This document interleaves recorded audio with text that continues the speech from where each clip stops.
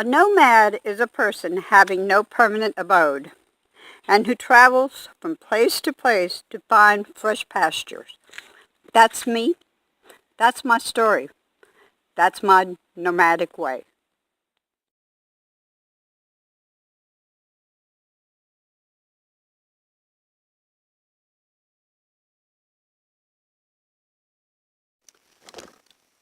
Good morning, everyone. Told you I was going to do this in two parts, two different subjects. This is October the 5th, and this is about, and I have been reading about it, and I've also read the book, and I think the man's name is David Paulides, something like that. Anyway, it's called 411 Missing or Missing 411. And it is regarding people that end up being missing in national parks and national forests all around, well, not just the United States, but in Canada and different other areas. But it's just like in Yosemite Park, National Park, there's like a cluster of people that have come up missing. Some were found much later on, and of course the condition was not good.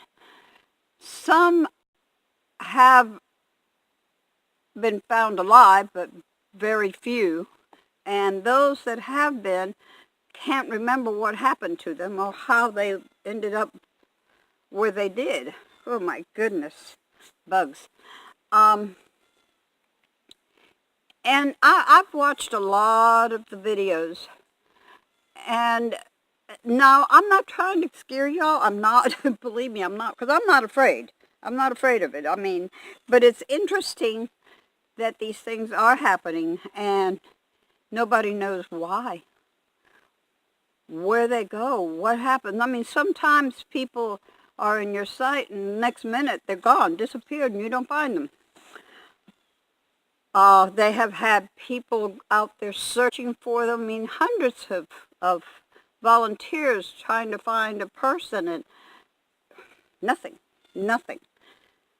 And a lot of times when they do find them, and of course they passed away, they find that either one or both of their shoes are either missing or off of them. And you know, if you're out there and you're in the woods and you're lost, you're not going to take your shoes off. I'm sorry, I'm not.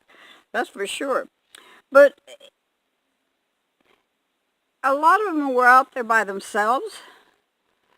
Some were out there with other people and just kind of like vanished. So, like I said, I'm not trying to scare you all. I'm just trying to give you something to think about and be cautious about. Don't be alone. If you're going to go out there in the national parks or the national forests or wherever, but most of these things, 99% of these things are happening in the national parks and national forests. Don't go out hiking by yourself. It's very unnerving to think that something can happen to you, for one thing, and also that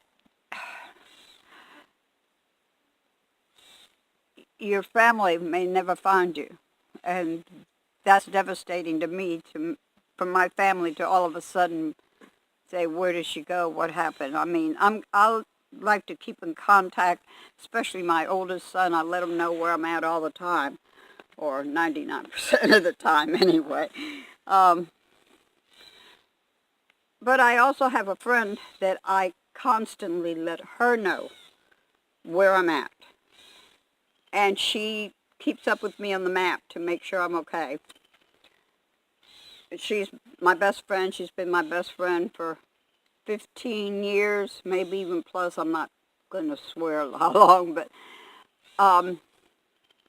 anyway, just be be cautious out there. Don't take this beauty and this wilderness for granted, because there are things out there. And I'm not just saying critters and humans, but there are things out there that, God forbid, I don't know what, but can be really dangerous for you. So this is just a heads up, okay? You're going to these national parks and national forests. Do not hike by yourself. Make sure you take somebody else with you. And don't depend that your dog's going to protect you if you take them out there, because a lot of these people had their dogs with them. And the dog's been found, the people have not. So just be cautious. We're out in the wilderness. We are out there. And it's just because it's so wonderful, so beautiful, and so peaceful does not mean there's not danger. Love it, y'all. Love one another. Love thyself.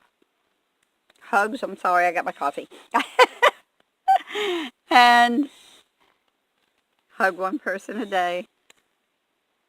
Peace.